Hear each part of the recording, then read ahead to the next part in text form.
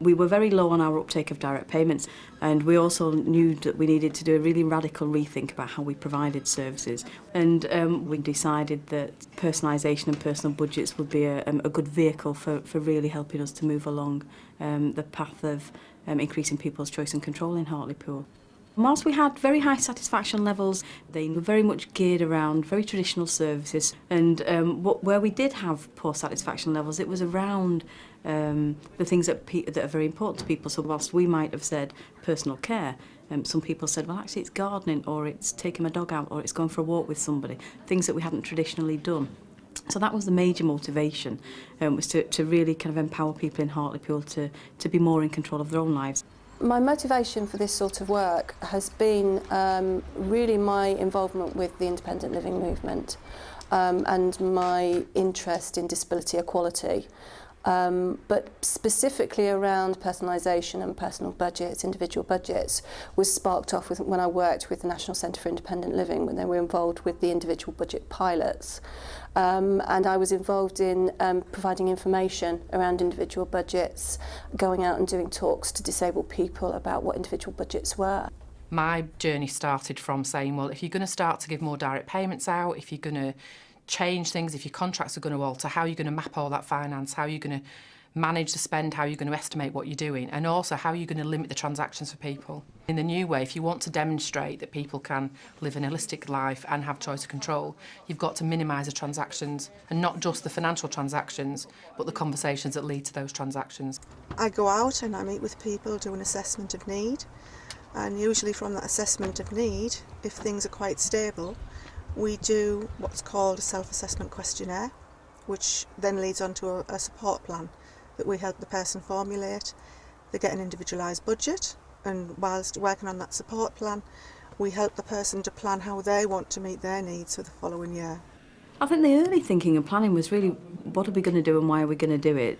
We couldn't just say we were going to look at personal budgets in isolation from what in-house services have we got, what services and arrangements have we got for hospital discharge, how do we support and contract for our domiciliary care services. So we had to really think about the project in its broadest sense, but also we had to do a lot of work with elected members to try and, again, help them to understand this wasn't about saying what we'd done was rubbish, it was about saying what we've done is very good and what we need to do is to continue to improve and offer more choice.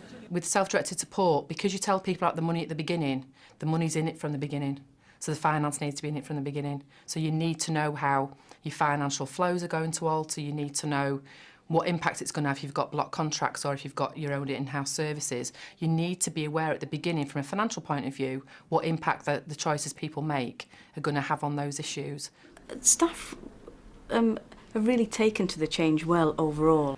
We've done a whole range of different things, general staff awareness training, specific training with social workers around support planning, brokerage, self-directed support, and we've also tailored some support to individual teams around kind of problem solving where those teams have not been as convinced.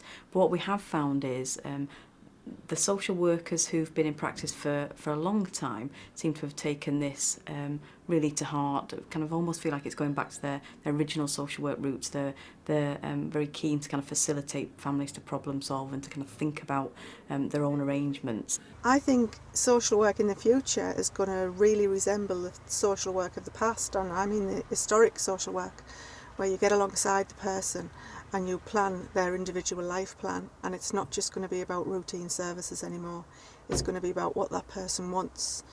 And some social workers are worried and they think that we're going to be made redundant, but I think we're going to have more work because people do need a social worker at that point, and they need to sit down and make that plan with somebody who knows that they can achieve it and give them the confidence to achieve it. Because disabled people have been fighting for choice and control over the sorts of support that they get for so many years, you know, this is kind of bringing it all together really for me. No two cases are going to be the same. You'd be lucky if two people are receiving the same services, because it's what that person wants, not just what that person needs now.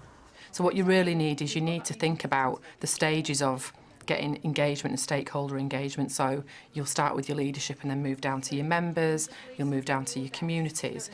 CSIP have created the personalisation toolkit. The In Control website and the stuff that they do is fantastic, and it's around actually looking at what's out there already and realising you've not got to reinvent the wheel, just need to focus on the things that are already there.